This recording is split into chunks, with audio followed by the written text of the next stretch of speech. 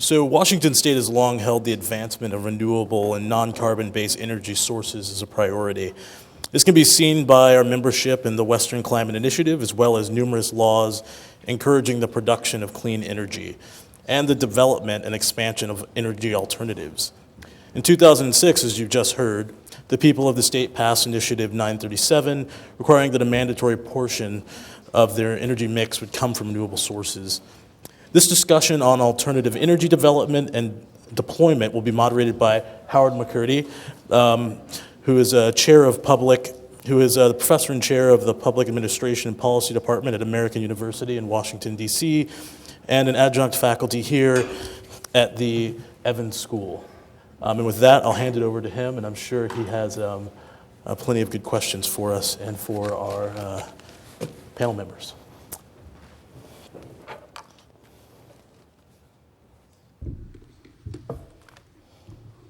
Yes, indeed. I spend half my time in Washington, D.C., and the other half of my time in the better Washington. I just want to assure you, in talking about energy policy from the perspective of Washington, D.C., that it's viewed as a quintessential local activity. 90 years ago, local interests in the Pacific Northwest pressured federal agencies to help them develop cheap electric power. Among the many results of that activity was the effort in 1935 by local interests to convince the Congress that they should construct the High Dam near Grand Coulee. In 1937, Congress created the Bonneville Power Administration on the model of the Tennessee Valley Authority. Both of those authorities had their headquarters located outside of Washington, D.C., outside of the metropolitan region.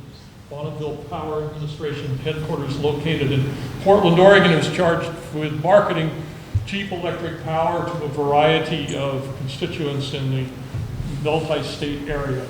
I was with the Washington State Legislature as a graduate student and staffer when the results of the public versus private power battles of the 1950s and 1960s took place.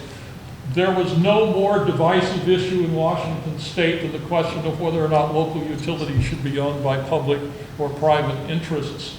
And that issue resulted in a situation in 1963 where Evans Republicans formed a coalition in the State House of Representatives with dissident Democrats to prevent the reascendancy of John L. O'Brien to the speakership. The Democrats who thought they were in a majority suddenly found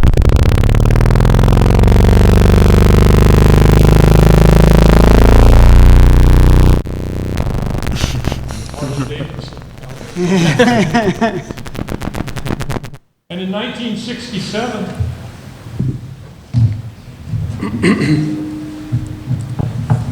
got it? In 1967, Justice William Douglas, who used to spend his summers in Lake Chelan and was raised in Yakima, used a suit that was brought by private power interests to declare, the suit was brought on the question of the public preference clause in the Federal Power Act.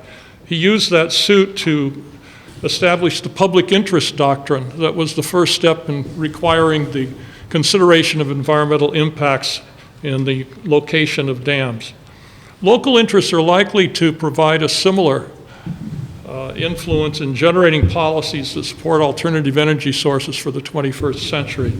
The Western Climate Initiative is a partnership of U.S. states and Canadian provinces. In the United States, it leaves out the Midwest and the Northeast and the South, that's committed to reducing greenhouse gas emissions regardless of what the Congress of the United States does. It was formed in 2007.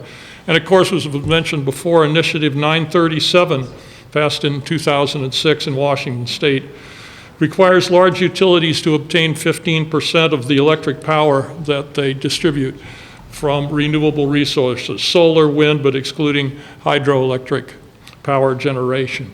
It's a local issue. It's not something you need to wait for Washington, D.C. to resolve. Washington, D.C. will be purely occupied for the next 10 to 20 years trying to resolve its deficits. So what happens in energy conservation and in energy efficiency is likely to happen at the local level, or at least be generated at the local level.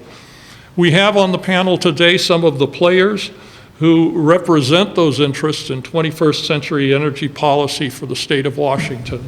They will introduce themselves, and I'd like to ask them as they introduce themselves to describe a little bit about the activities that they represent. We have tidal, geothermal, biomass, and Washington State legislative and administrative factions involved here. So if you could also, in introducing yourself and your name, also talk a little bit about your own work, that would be helpful. We'll just go down the line. Thanks very much. Hi, I'm Roel Hammerslag. I work at the Washington State Department of Commerce. I'm the program manager for the Washington State Energy Strategy, which is a legislative process that involves forecasting demand and supply of energy available in Washington State out up to 25 years into the future, and getting those two things to match following three goals stated in the legislation that drives the state energy strategy. And those goals are maintaining our competitive energy prices, meeting our state's greenhouse gas targets, and generating a clean energy economy and jobs in Washington State. Thanks, Roel. My name is Stan Gent. I'm the President and Chief Executive Officer of the Seattle Steam Company, and I'm the contrarian. That means I'm a thermal energy utility. And to date, I've enjoyed the meeting and listened to everybody talk about electricity. And as we go forward, I'm going to introduce how thermal energy has a role to play in this topic as well. We probably use more thermal energy in the state than we use electricity, but nobody wishes to actually examine that and look at it in detail. So we'll talk about how to do that and what role it interfaces with. Currently, Seattle Steam provides thermal energy to 200 buildings, about 18 million square feet downtown Seattle. We have about 18 miles of pipe. That's easy for me to remember, see 18 million, 18 miles of pipe downtown Seattle. We provide heating services to 3 hospitals, 2 colleges, most of the hotels, and most of the large commercial space downtown. Up until 2009, we burnt natural gas mostly, and some oil. And in 2010, we had constructed a biomass boiler, and we generate thermal energy downtown Seattle using biomass starting in late 2010 for effectively.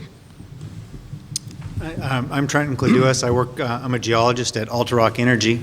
Altarock is working to develop the technologies to expand geothermal energy worldwide and the resource base. And one of our real focus area is something called enhanced geothermal systems. And that's basically where you can find heat at depth in the rock, and anywhere you go, the deeper you go, the hotter it gets. And being able to create a system, basically heat exchanger using high pressure water, and then circulating the water through that heat exchanger that you've created. We're working on a demonstration project at Newberry Volcano in Bend, Oregon right now. It's DOE funded, and we're trying to demonstrate this technology can work. It has been tried a few times. There's about 5 different projects worldwide that it has worked at, and we're trying to push that technology even further. And we're also involved with exploration in Washington State for hydrothermal and geothermal energy. I'm Brian Pelagi. I'm a research assistant professor in the Department of Mechanical Engineering here at the University of Washington, also an affiliate investigator with the Applied Physics Lab. I have background in several types of renewable energy, biomass, solar, wind, but currently my focus is on tidal energy through the Northwest National Marine Renewable Energy Center, which is a DOE-funded partnership between Oregon State University, which looks at wave energy, and the University of Washington that looks at tidal. For the tidal work, we have a number of local partnerships, including one with Snohomish Public Utility District, which is working to deploy the first tidal demonstration devices in Northern Admiralty Inlet sometime in the next 2 years. So that's a really interesting project and one that the center is very much engaged in. My own research focuses on resource and site characterization, as well as trying to evaluate the environmental effects of this new technology, and actually trying to develop micropower systems so we can run our instrumentation on something other than batteries when we're trying to investigate a tidal energy site. So. going to spend about 30 minutes with me asking you questions, and then about 30 minutes with the people in the audience asking you questions. Let me start with this first one. How strong is Washington State's commitment to alternative energy? Is this something you're doing on your own, or is the state government providing a favorable climate for its development? I'm going to go last on that question. Go ahead, Go Stan. for it, Roll, then I'll give it to you. Did you say you were going to answer? I said I was going to go last. Oh. Huh, all right, well, maybe I'll go first. From the standpoint of tidal energy, most of the support for tidal energy and marine energy in general in the U.S. is being driven by investment at the federal level by the U.S. Department of Energy. There certainly is some state engagement, though state engagement in marine renewables really varies by state. In some cases, like Oregon, they've established something called the Oregon Wave Energy Trust, which seeks to promote that type of generation. Washington has thought about trying to do something similar, but given the current budget situation, it's difficult for the state to really provide financial incentives. And so to date, most of the state support has come in the form of trying to ease the regulatory hurdles at the state level for these first projects going in the water, which is certainly valuable in-kind contribution. For geothermal, I think the state is quite supportive. The state geologist, a guy named Dave Norman, has worked in geothermal in the past. The Department of Natural Resources in the 80s did a lot of geothermal research, drilling temperature gradient holes. There was a real lag there for, I guess, 2 decades, but they're back at it, and they want to try to get back to exploring for geothermal resources. And part of it is there's a financial incentive for them. If they can generate, DNR has lands that they need to generate revenues from. And if they find another way to do that by extracting geothermal heat from below their lands, they're very interested in doing that. But I think probably like tidal, the federal government's a huge player as well, both funding our projects, but also they would control the geothermal heat under a lot of Forest Service land and BLM land. But overall, they're the state is, I think, very supportive. There are 3 energy pieces that I'm really interested in. There's the recovery of waste heat from, say, industry. There's the recovery of waste heat from the generation of electricity, commonly called combined heat and power production. And finally, the use of renewable fuels such as biomass to generate thermal energy. There has been little or no government support for any of those in any large fashion. There is some mention in places. And that's certainly at the federal level and to some extent at the state level. Governments nationally, and Washington is no different, pay no attention whatsoever to thermal energy. So if I were looking to try to give you an example of where government policy makes fundamental change, I could take you on a brief journey to Copenhagen, where there are 900,000 customers on a district heating system for the city of Copenhagen. Much like Seattle Steam, there's some steam customers and there's mostly hot water customers. But those hot water customers, the district heating company is burning nothing. It's recovering waste heat from the community. That's energy efficiency. But it's energy efficiency beyond the 5 or 10% you get by looking at the end use of the electricity. And it looks at the production side. So consider all of Seattle heated without burning anything, whether it's Seattle Steam burning gas, or the university burning gas, or somebody generating electricity and with fuel, and just distributing it out. So that's the policy that we would be looking for here. There's draft policy in front of Congress, the TRIA bill. We tried to interject this thought into the state energy strategy development program. And really, again, it's more like state electricity strategy program, so there's no real depth analysis of thermal energy and its role to play. And as I hope I'm not going on too long here, but this is really interesting piece. We just finished a discussion on transportation, and I'd like to give you a thought to see if I can link things together through all of this and how thermal energy can play a role with electricity. Is it, I drove to work this morning in my car. As I drove along the road, it produced, of course, enough energy to get me here. But it also threw away more energy just in the heat from the engine.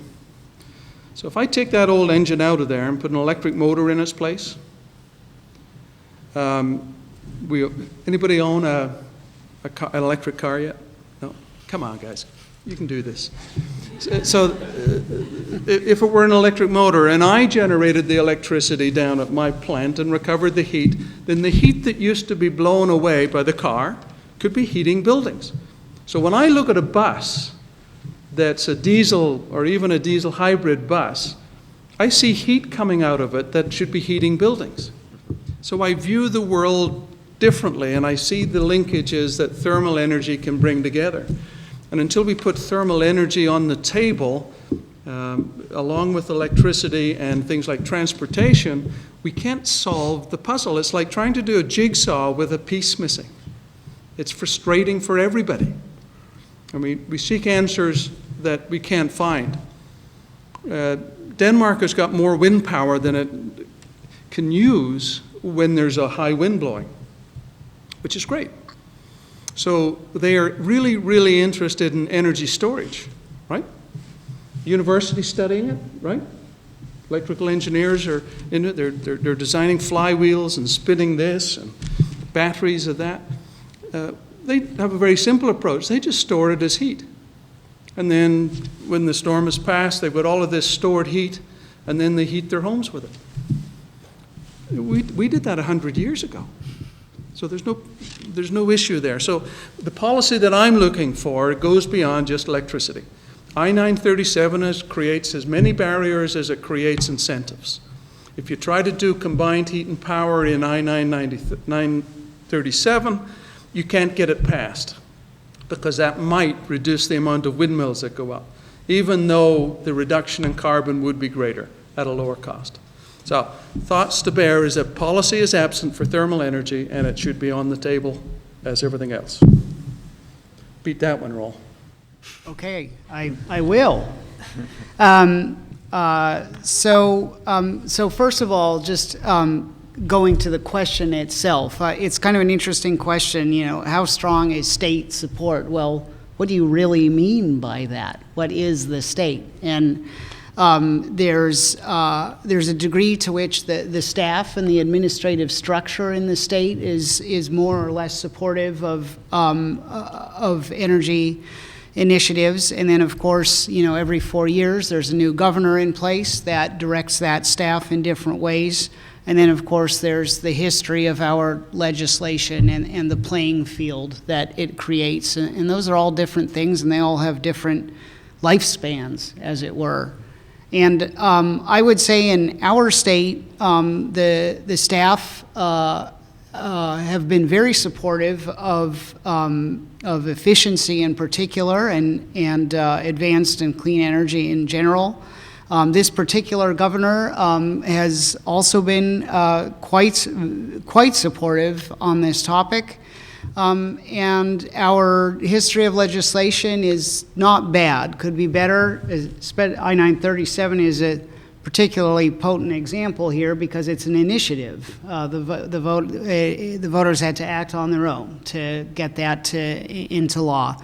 And that does say something about the degree to which the legislature attacks this topic.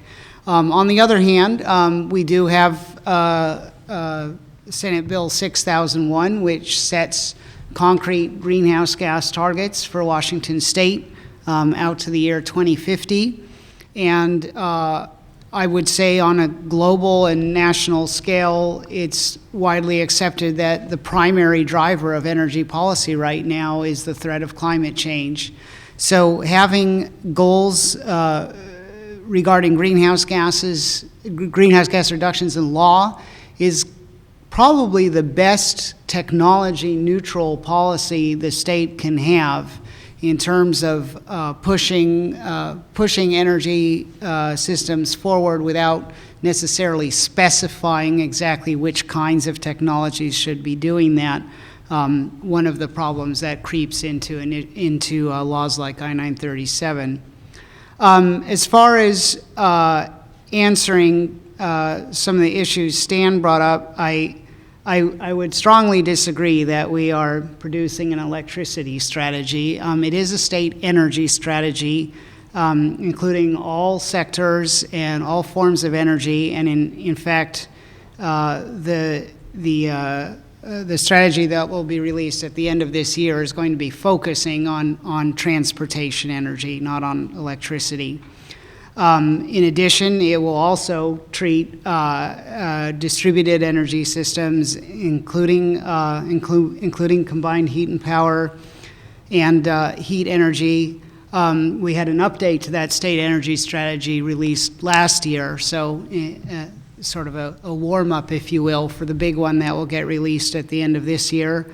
And as a result of that update, Washington State University, which has an energy extension office that's closely coupled with the state energy office that I work for, is launching a thermal resource roadmap effort in Washington State that inventories combined heat and power and thermal and geothermal resources and lays out groundwork for implementing a strategy to get to those resources. So, of course, I'm biased, but my view of Washington State's support for renewable and clean energy is that it's relatively strong compared to most states. Brian, you mentioned the federal government. Can you tell me what the nature of the federal contribution is in your area to Title? In terms of dollar amount, or it's, I mean, the federal government started its research program in marine energy back in 2008, basically as a restart to the conventional hydro program. And that's been funded at a level varying between about 15 million and 50 million a year since 2008. And so that's kind of the sort of level of federal engagement, at least out of the DOE side in the area of marine energy. You know, if you compare that to, say, some of the support you see from European governments, the UK government has invested at this point, I think, over 200 million in the last 5 years into just the marine energy sector, and that's just one of the initiatives going there. So there's definitely differential levels of support for different types of renewable energy within the federal government. And if we get to production, what will be the degree of federal government support? Well, hopefully by the time you get to production, you don't need federal support. I mean, the federal support at this stage is very important for getting technologies through that, what's called often the valley of death, as you know, you go from concept to actually producing electricity at a cost-competitive rate. And I think the federal support is necessary to move the technology from where it is today to that stage. But once it reaches that stage, it shouldn't require further support. Trenton? Can you produce geothermal energy in a cost-effective way right now? Well, yeah, hydrothermal systems are very cost-effective. They're down competitive with any other energy source, including coal and natural gas.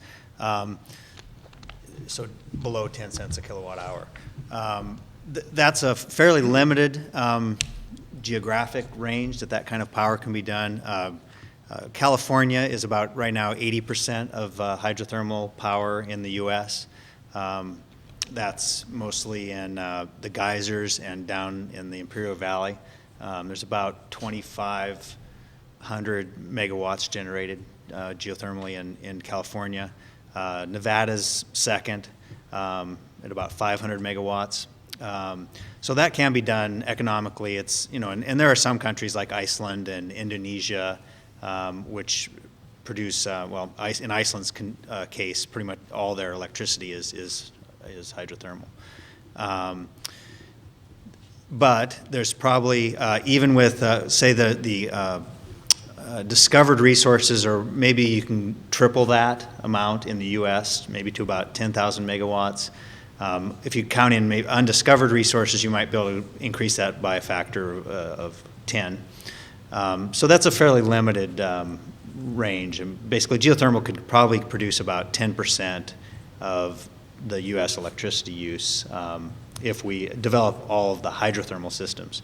And so engineered geothermal systems, which is kind of a potential game changer, is not yet economic. And that's where you're basically able to do geothermal anywhere that you can find heat at depth. And there's been estimates of EGS that you could generate about 500,000 megawatts of capacity in the U.S., and actually just the western 13 states. So that's where you could possibly generate all the electricity we need, theoretically, at least. But that's what we're working on, is try to make that economically competitive. The projects that have been done, there's one in France, a place called Solts. It's a very small plant. It's about 1 megawatt, and it's probably more like 30 cents a kilowatt hour. So it's pretty expensive, but they're willing to pay for it there.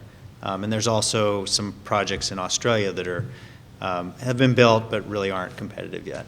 But we're working on making it more competitive, and the DOE is funding us to do that. There's a lot of support to try to make EGS more competitive, because it's been called the future of geothermal, and that's why there's a fair amount of excitement about it.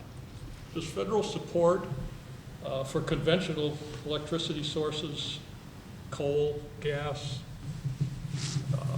hydropower, does that put you at a disadvantage, or is it neutral? I think it's neutral. I don't know for sure. I would say it's neutral. I think probably, well, for traditional hydrothermal, it really is,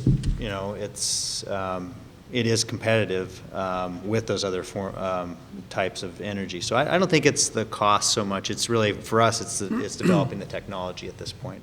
And we believe the technology's there if we can just get a chance to demonstrate it.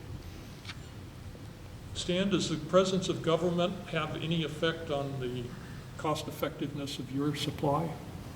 Not directly, but we have been extraordinarily fortunate at Seattle Steam. We applied for and were awarded an ARRA grant to develop combined heat and power in downtown Seattle. So we've been working on that for about 12 months. The barrier is not that the grant money is not available to support that development. Rather, the state of Washington is currently in a phase where the cost of electricity is almost negative.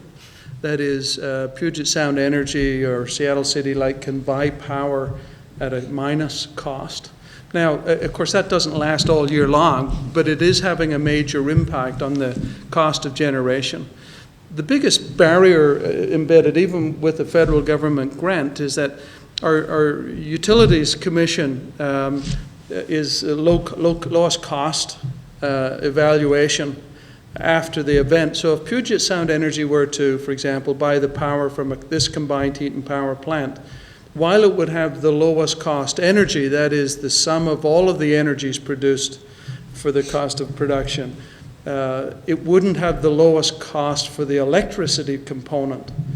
And balancing that is policy and thoughts that need to be developed, because they could in fact be punished for taking a renewable energy program like combined heat and power. So it's tough we're right in transition. So on one hand, somebody wants you to do something, and on the other hand, the policy hasn't quite gotten caught up with it yet, but it's coming. And as you do say, combined heat and power is getting a lot more attention. So it's coming. In general, thermal energy does not get a lot of view. I'll give you an example. If I had built a biomass to make electricity, at best its efficiency would have been 25%. And I would we wouldn't have done it, of course, but because that's an appalling efficiency on using a biomass. But the federal government would have been quite happy to support that with about a $7 million tax incentive. We built a biomass plant which operates at an efficiency of about 75%, which is good for biomass. And the federal government ignored it because it didn't make any electricity whatsoever. Even though it produces the same amount of energy, it wasn't called electricity. So it's the subtlety of how that balance works. And on a national basis, we're not good at seeing energy as a word that is both thermal energy, transportation, which is really mechanical energy, and electrical energy, and how they interface. Reynolds, what's the state doing to help customers pay the full cost of the energy they consume? It's kind of a dead issue in Washington, D.C. We're not going to see cap and trade and carbon taxes anytime soon. But at the state level, is there any substitute effort that would advance the cause of making consumers pay for the externalities of the energy that they're consuming? At the moment, there is not.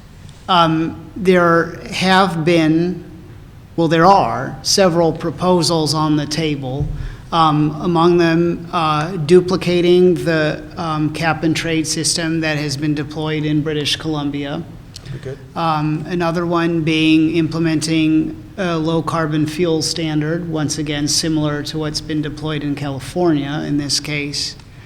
Adding and implementing a straight ahead carbon tax has been discussed. All these things are on the table in the discussions going on around the state energy strategy right now. Which of those things gets taken seriously is a very good question. We're far from out of the woods in terms of the political discussions in regards to where that's going to go. It's an extremely politically difficult time to fold those externalities into the costs of energy right now because of the economy and the sensitivity to raising the price of anything. So the mechanisms are there. They're being talked about. There's great interest in them. That's all I can say at this point, and I would invite you and anyone else in the room to participate in the state energy strategy process to keep bringing that up, because I too believe that it's important. Okay, now let me come down the line. You've got a chance to talk to somebody in the state government and tell them what the barriers are to the successful completion of your business plans, if you want to take that opportunity. We'll start down at the end with Brian. What are the barriers that you see to implementing alternatives? Well, I don't have a business plan. No, I think in terms of barriers for marine energy, it's really the degree of unknown right now, and that's not necessarily a problem the state can help to resolve, but it's one that the industry has to work to kind of close these gaps in understanding kind of all aspects of marine renewable technology, or renewables in general. There's, renewables, in order to get them to work, you have to have an intersection of what's technically achievable, and there's often a large range of things that are technically achievable but don't necessarily make economic sense or or aren't socially compatible, and then you always need to make sure that everything is environmentally compatible. And so if you consider kind of the technical, economic, environmental, and social spheres and try to overlap them, you're shooting for a really small target. And for tidal energy, I think the biggest barrier right now is that we're not really sure if any of those spheres really pencil out. And these pilot projects that are going on over the next 5 to 10 years are really absolutely essential to trying to understand whether the technology has a future. So I think the biggest barrier to my technology going anywhere right now is the technology itself. So I think the degree to which we're able to deploy these on a pilot scale and monitor them and understand them will be to the great benefit of the industry. And maybe then someone will have a business plan to take this forward, but that won't be me. So. Well, we have a technology barrier as well. We have a kind of a public perception barrier that's making permitting very difficult, at least in our project in Oregon, and I think it would anywhere, which is we actually, when we create an enhanced geothermal system would create earthquakes. They're very small. They're not detectable except by very sensitive seismometers. There's been a few cases where people have felt the earthquakes created. And there's been a lot of fear. We had a New York Times article about 2 years ago. I basically stopped a project that we tried to start. So I guess that barrier really is, I guess it can be overcome maybe with education, but also, the problem is the regulators are have just as much irrational fear about earthquakes, I think, as the public. And so I'm not sure that's how to overcome that barrier except with maybe education and actually getting a few projects under our belt in order to show that we're not going to cause California to fall in the sea because we create geothermal energy. That's interesting. So you face some of the same difficulties the nuclear power industry faces. Yeah, I guess, yeah, right. It would be similar in that way. Yeah. Stan?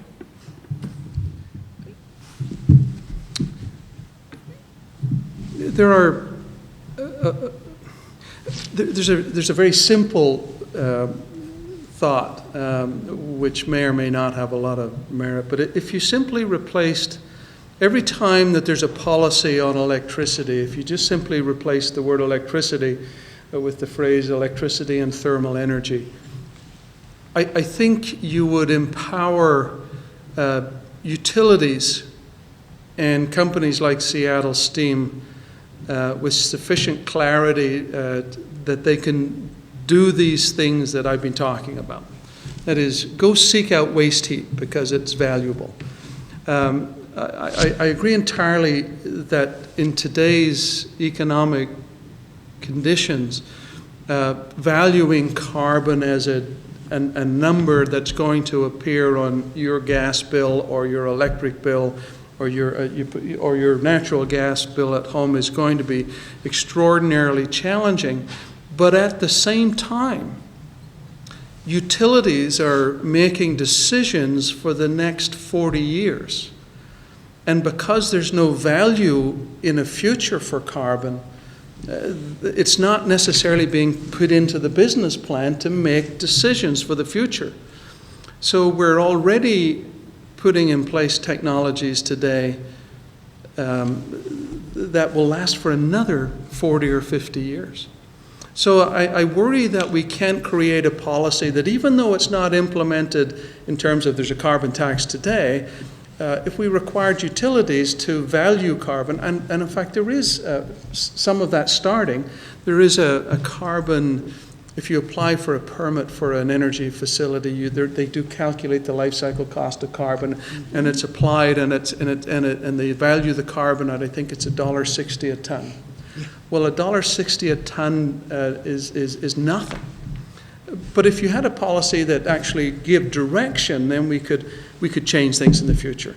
We agree. We can't until our economy becomes strong and we become bold. We can't do it today, but we can take decisions. And this also goes into the policy when property owners who might have a source of waste heat beside them and don't use it because they don't have any guidance on a statewide valuation for life cycle analysis for capital investment for the next 50 years. So we'll be playing catch up. So another example, a community development would likely be put in with electric resistance heat. That's marginal electricity over and above the 70% hydroelectric that we have today. So it's likely a lot of it's coming from coal and gas. But it's the lowest cost incentive, and as long as there's no counting of carbon against it, the wrong decisions are coming. And these are legacy decisions. So my ask is to look outward. Let's capture the big decisions so that we don't have to fix them in 10 years' time. Does this sound like the conversations you're hearing in Olympia? No. Well? So I think what I'll do is I'll respond in order. So beginning with in marine, the biggest concern being the unknown. One of the elements of the state energy strategy update that was released last December is we're going to start looking into seeing if we can create an energy technology test zone. This is something that could be deployed either in a land or marine environment, and essentially an area where there's essentially some pre-permitting for pilot scale energy development, so that it's easier to test things. There's, as I mentioned, one of the goals in the state energy strategy is generating a clean energy economy and jobs in Washington state. So we're doing that and many other things aimed at streamlining permitting that will make it easier to bring experimental and new technologies here. So that's what we're doing. And you know, as you said, it's kind of impossible for the state to truly solve that problem, but we are really interested in making an environment that enables companies and research institutions to address that stuff as easily as possible.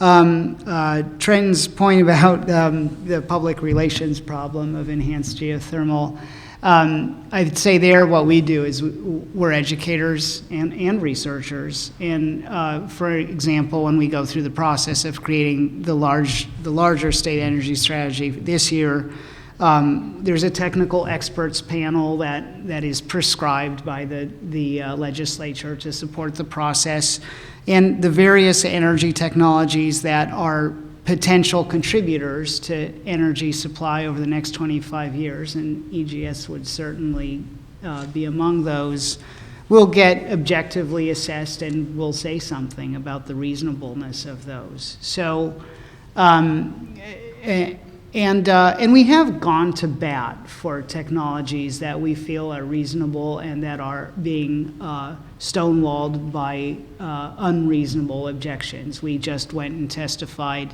Staff from my office testified on a siting permit for a particular wind facility that we felt met all of the legal requirements of the state and yet was receiving unreasonable opposition.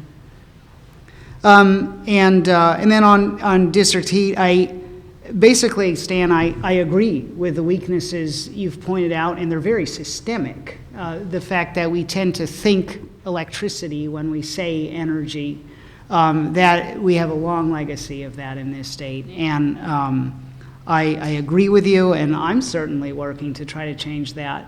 And the Energy Office as a whole is also, taking a big step this year by focusing the energy strategy on transportation energy. We've tended to stay away from that field, perceived it as something belonging to WashDOT, the Washington State Department of Transportation, and we're changing that attitude. There's an unusually high level of interagency collaboration going on right now on energy strategy.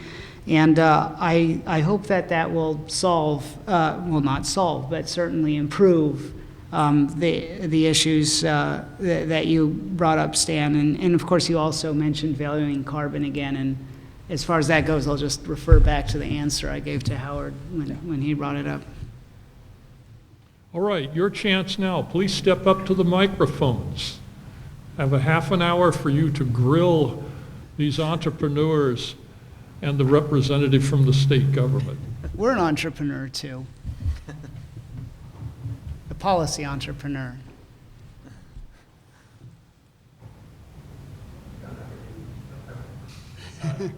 Well, I may have some reoccurring questions depending on how things go, but I think the first thing is Colorado has an RPS, as I'm sure you probably know, of 30%.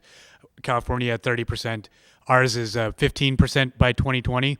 And so is that due to geographic limitations, or could we also do 30%? And maybe could you talk about what the implications would be economically if we did go 30%? Would they be beneficial? I can't predict what the economic ramifications would be.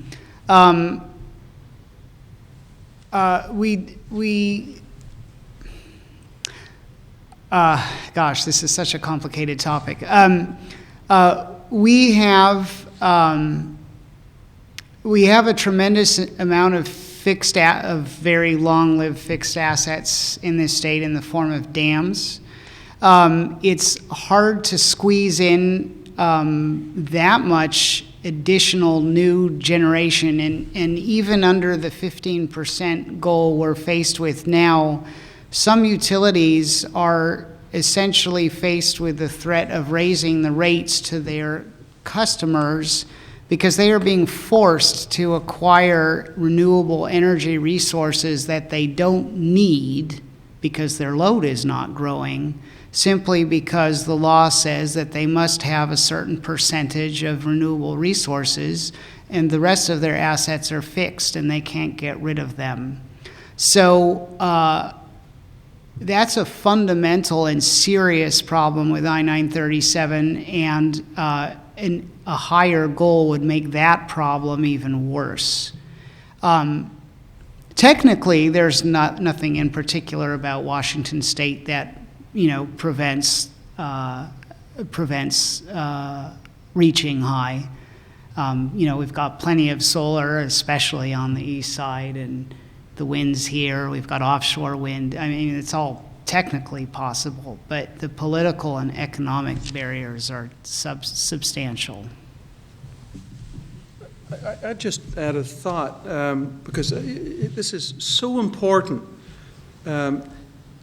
If California has a standard, Colorado has a standard, Massachusetts might have a different standard, the reason the states do that is because the state's electrical source, source of power, they're all different.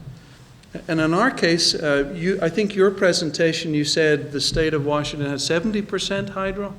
Well, if you have a 30% RPS that doesn't count the hydro, I think you could get into trouble.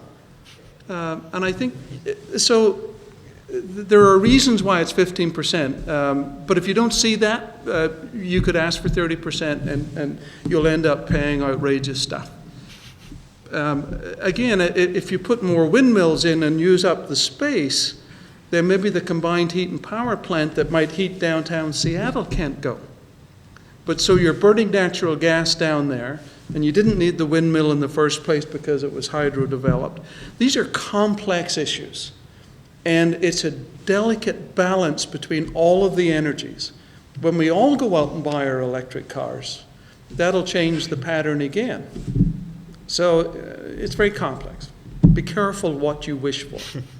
Well, Trent, do you want to respond to that? Or I got a question for you. Do you respond directly, or I'll ask my question? Go ahead. Well, the question is, what's your business plan horizon? How far out are you planning? Yeah, I guess I'm not sure. I'm not really in the business side. I'm more a technical guy, but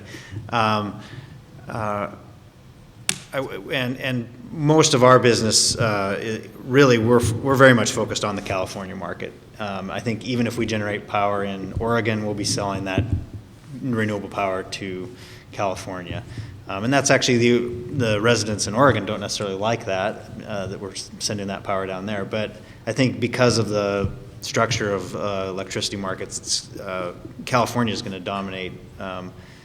Electricity that can be sent down there is going to go there because our power here is the costs here, and also geothermal and EGS in Washington are probably not as favorable as in Oregon and California. Let me get the next question. First, let me say thank you. I have a couple questions kind of built into this. It kind of goes into this idea of long-term sustainability and energy and this complex interrelationship. So we've talked about hydropower, these types of things, and you have the pushback from the other side with collapsing salmon stocks and dam removal. So you see this complex interplay going on. So I guess one of my questions is we think of this idea of renewability. To kind of problematize that a little bit, and I'd love to hear you all think a little bit about, kind of the competing interest about how people think about renewables. We can talk about renewable, sustainable energy, but it's all coming from a particular lens, and just have you talk a little bit about that. And then my second question is actually very specific about the geothermals. We were talking about it over here. In the long term, as these systems of power creation get ramped up, we have this peak oil narrative and these kinds of things. So in 100 years, if we're creating these kinds of energy, the question came up between us, what happens when the miniature earthquake? What happens when you put 500 geothermal plants on a fault? Does it stay little earthquake? Or when you remove that much energy from the system, do you then create big earthquake? And the same thing with the tidal and the other sources of energy that we're talking about. What's it mean when you ramp some of these up to production? Should I start with the second question? Sure, start with the second question. Well, at the geysers, they've been, the geysers is a geothermal area north of San Francisco. They've been producing electricity there for about 50 years now. And they really haven't drawn down the heat. What they've done is they've drawn down the steam. It was a steam reservoir, and they didn't properly recharge it for many of those years. There are the earthquakes that occur there, and this is not an EGS system, it's just a typical hydrothermal system. But they do create earthquakes there because they are re-injecting the steam that they pull out. They're also injecting wastewater from the communities of Santa Rosa and Lake County as well. And so instead of doing tertiary treatment, they're sending a pipe up to the geysers and re-injecting that water. That injection does create earthquakes. They're up to a magnitude 4. Those earthquakes have not really generated any significant damage, a few cracked walls, that kinds of things. So there it appears that, based on geologic research, creating a big earthquake requires a big fault. So I think you wouldn't really do these kind of geothermal developments near the San Andreas Fault or near a spot where you thought you might be able to generate a magnitude, anything bigger than a 5 probably.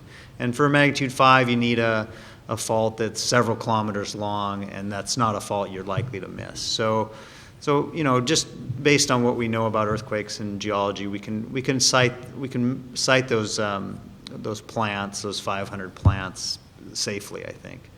As far as whether it's renewable or not, I don't have the figures, but there's a lot of heat just constantly flowing out of the Earth. And we really can't draw that heat. We can't cool the Earth, I guess. There's plenty of resource there. That's not typically going to be an issue at anything that we can do. So if the systems are designed correctly, they will be renewable. And you might have to go in and maybe drill a new well once in a while or add more water, but it really is a renewable resource. So I have a somewhat more skeptical reaction to that question, although I know nothing about geothermal, so I'm not going to touch that topic anymore. What I can say is that it's been clearly demonstrated that massive deployment of wind on the order that we would need to supply some appreciable fraction of the U.S. electric demand would have very measurable effects on the local climate near the wind farm. The wind turbines extract energy from the atmosphere. That, by definition, that's what they're doing, and they change the local climate. Given that wind turbines are typically deployed in farmlands, that's a big deal. Similarly, deploying a large amount of solar photovoltaic could have climatic impacts because the color of the surface of those photovoltaic panels has a different albedo than the earth underneath it. And once again, you can change the local climate if you deploy this stuff on the vast scale at which we currently consume energy. So it's just important to remember the massive, massive scale on which we consume energy. And anything you deploy at that scale is going to have environmental impacts. But it takes you a while to build up to that, right? So if you're creating those impacts in geothermal or any of them, you'll know before you get to the massive impact. You'll be able to mitigate or maybe stop. So it's not like it would just happen all of a sudden. Yeah, although I mean, to a degree, we want to, if we know that we have done a lot. We have done a huge amount to enable, for example, the wind industry with the production tax credit. We have made explicit efforts to deploy that technology. And you know what? It's succeeding in spades. It's going really well. And you know, so we've kind of made this now almost unstoppable investment in a new mainstream energy technology. And you know, and so I think it does have some merit to look down the road at where it's going to end up, because once you've launched it, once you have crossed the valley of death, there's not that much controlling it anymore. I mean, I think the question you're asking really gets to the heart of the cost-benefit trade-off, which, you know, you can point out that any form of renewable generation has some externality associated with it. And in the case of all these issues, I'd like to draw a distinction between environmental effect and environmental impact, effects being things that perhaps you can measure but may not be ecologically significant, impacts being those that are. You know, if we think about, and in trying to do this cost-benefit analysis, it's often really important to keep in perspective other environmental impacts. I mean, the classic one, which I'm sure many of you have seen, is the perception that wind turbines kill birds. And if you look at figures of the number of birds that are killed each year by all of the deployed wind capacity in the U.S., you turn in terms of like a bar graph, it's a line of birds. And then you look at, okay, what are the number of birds that are killed from collisions with electric transmission wires? And, well, there's a couple of bars there, okay? What's the number of birds that are killed every year by house cats? And it's 2 pages. And so the conclusion, if you're concerned with birds, you don't want to stop wind generation, you want to make it illegal to own house cats. And so this question of cost-benefit, it's important not to just focus on a particular technology, it's important to take into account all the other natural variability and other man-made variability that's introduced into the system. And that's why it's such a difficult question to answer, because those are very, there's a lot of moving parts in those analyses. I just want to really endorse your statement of doing comparative analyses. That's critical. Yeah. And I don't want to follow on house cats. Good one to Great let alone. analogy. It won't come out. Okay.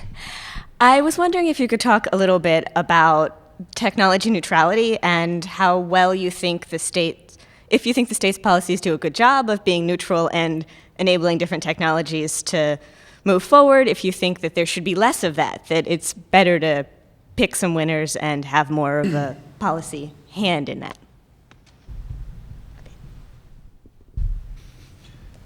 I can take a little bit of a stab at that. I mean, so neutrality cuts both ways. You know, having the state or a federal RPS that says you must derive a certain amount of renewable energy derive a certain amount of energy, be it heat or electricity, from renewable sources.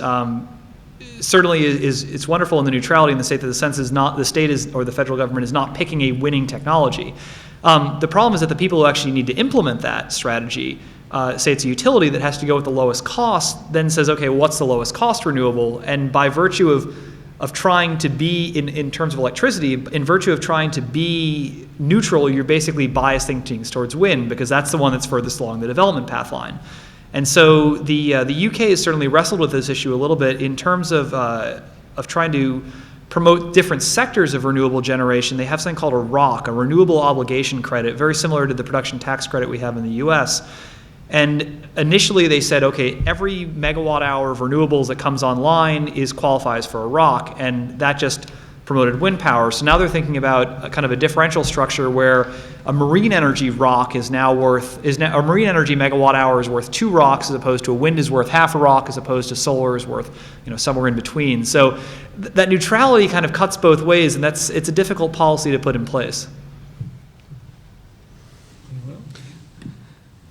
And I again have to look at it through different glasses. And the barriers to doing what I would like to happen, which is the recovery and reuse of waste heat, they're not technical. There are no technical barriers. This was done 120 years ago. It's simple to do, but it is an infrastructure that is not there. So When was the last infrastructure we installed in the state of Washington? Was it Eisenhower's highways, rural electrification? Any historians at the table? Light rail? Light rail, there you go. Yeah, light rail. That's pretty good, because we then have a model of how that infrastructure was thought about. And if we take that light rail and we say to ourselves, there's an infrastructure that's going in. Every train station will have a densification, urban planning, but it'll need energy. Where does the energy come from? Then you can see how the pieces come together, and maybe then the infrastructure for the railway system also should be including an infrastructure for thermal energy, because we have to do that efficiently. And if I start out with simple mathematics and I said if we retired every coal-fired power plant, and we're doing one in the state in 2020, but if we did it on a national basis, only when they were due to be retired, not a day before, we replaced it with combined heat and power in urban centers. And there was an infrastructure to allow you to do that. Then you could reduce carbon emissions on a national basis by 80%, from coal-fired generation to natural gas combined heat and power. Now, it's not 100%. It's not like wind, but 80% is a pretty good target by 2050. And what new technology do we need to do that? Well, we did it 120 years ago. So what we need actually is a concept of how do you build an infrastructure? How do you finance it? Who pays for it?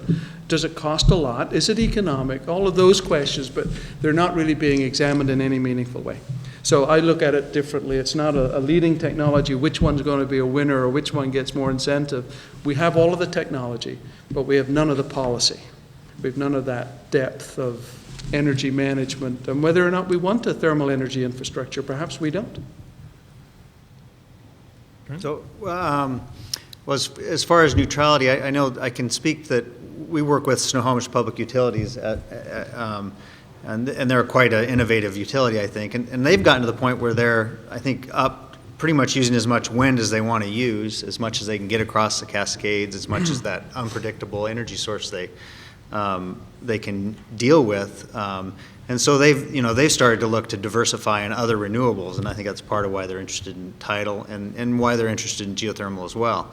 Geothermal is a baseload power source or electricity source like coal or some of the others, in that it's 90% capacity, unlike wind, which is maybe at 30%, and solar at 20%. So, in a way, I think the utilities can maybe figure out, what their mix of renewables needs to be to satisfy their needs. Another question?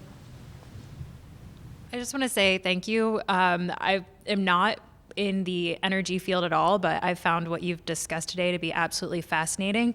And I was wondering if you could make any recommendations for somebody who is not does not have any background in energy resources as to where I could go for, say, like a primer on alternative energy resources and the current state of energy resources that are available. Like you said about how the wind farms can affect climate. That's incredible. I had no idea. Do you have any literature sources or publicly available web sources that you could recommend? There's a great new book that came out. I bet somebody else in the room will know the title more accurately than I. I believe the author has a name something like David McKay, and the title is something like Energy Policy Without All the Hot Air. Oh yes, that's a good book. And it's an excellent, excellent book, despite the fact that I can't remember the title.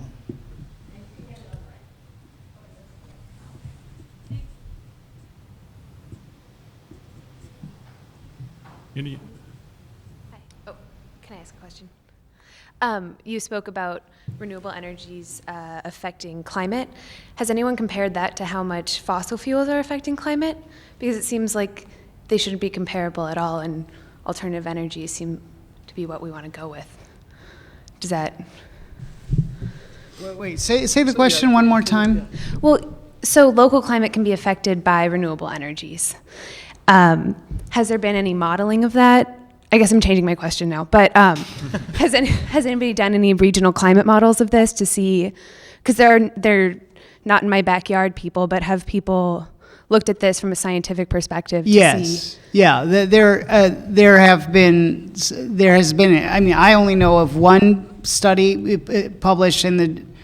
I can't remember which, but one of the main journals of geophysical science on the impacts of large wind farms on local climate. That was not made up by advocates. That's a topic of scientific research. I wasn't trying to say that. I just didn't know if there was because it seems like something that should be studied. I just didn't know if there's like is there a funding source for that? Or is that something like geoengineering studies that have to come kind of from like the private sector rather than from, say, NSF or NOAA? Maybe you can't. I don't really know, but I would guess that NSF in particular probably would fund studies like that. In my experience is that as far as renewables go, that's not something that NSF would actually fund. That they are mostly funding work on, at least in the marine energy sector, it's all on the generation side. It's not necessarily on making that cost-benefit trade-off. And certainly you're kind of getting to the question of how you trade off a local effect versus where you see the impact very locally as compared to something that it's a global problem where, doing a project in one place doesn't address the global problem. It's a challenging. You could put numbers to it, but at the end of the day, it becomes a very, almost philosophical discussion at a local level and more of a policy discussion than a question of just, strictly what is the impact of this versus the impact of global climate change. And that's, I think, why it's very difficult to have that conversation. I think the whole panel, will agree that we don't want to. The whole purpose of what we're all trying to achieve is to stop taking carbon out of the ground and putting it in the air. I think it's quite that simple. The danger exists in any choice that any of us make, and anybody anywhere makes, is that we have a technology that can have another impact. So it's really important to reach a sustainable solution is to certainly develop these technologies, implement them, and examine them carefully. And if there's criticism, examine it and study it and learn from that. So we shouldn't be frightened of moving down a path. It may end up that we have to limit that path out of good research and says that it only is sustainable to a level. And I think that's important to understand. And also I think the other part of this is that there is a time scale involved. That is, how do we get from today, let's say, down through a transition phase to 2050 and beyond? I think there are different technologies and choices that will appear through that time period. And as we continue to learn and grow, it will change. But I think we have a clear understanding of where the goal is that we can live on the planet with no impact on it. That's okay. That's a good goal. It's just the journey, and we're all glad to contribute each of our pieces, even though they may only be short-term. I think some shorter than others. Just one final comment on this. That's one of the areas where energy efficiency and energy conservation really comes out as a clear winner, because there is no, you can't say that there's an environmental impact from not using that energy. That's a direct trade-off there. We don't need to get into the question of, by turning your thermostat down, there's not a risk of increased earthquakes or hurting fish or hurting birds. So that's really, while it's not certainly as flashy as generating energy, not using it is also something that absolutely needs to be pursued.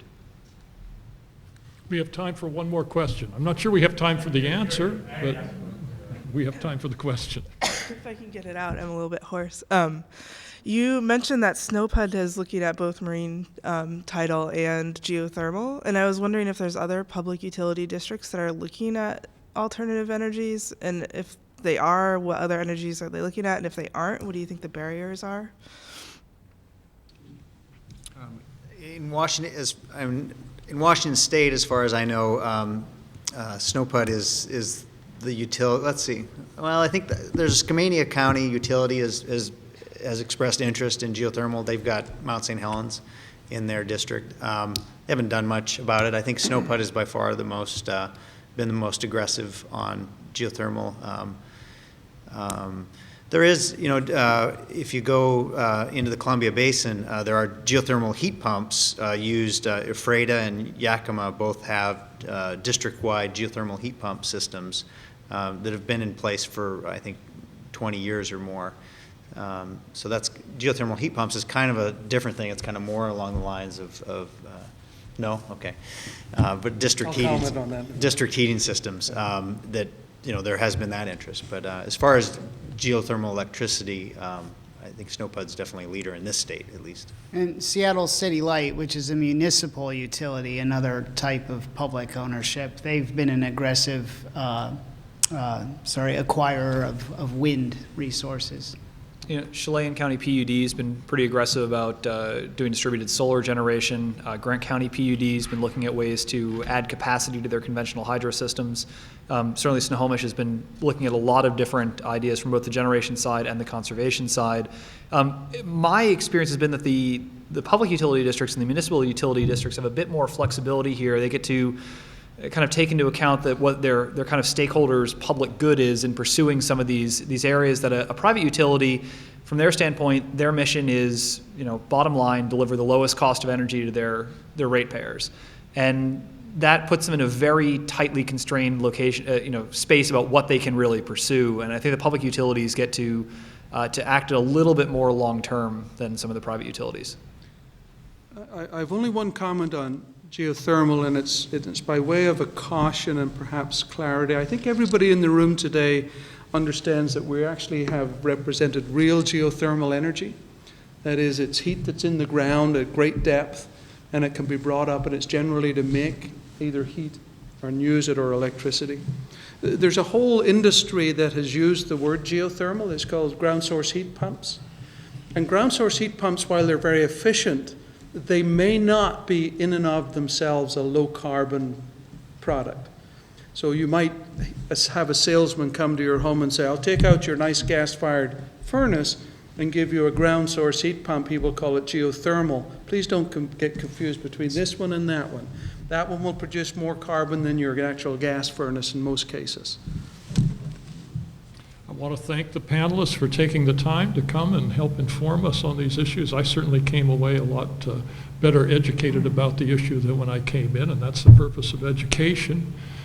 Just remind everybody that we built Grand Coulee Dam 75 years ago. Makes you wonder if the people who did that work and agitated for the construction of the dam understood what kind of a world we'd be living in 2011. And you're probably designing energy systems that will be around in 75 years. Given the pace of change, it makes you wonder again what kind of a world those people will be living in. Thank you very much for taking the time and coming to meet with us.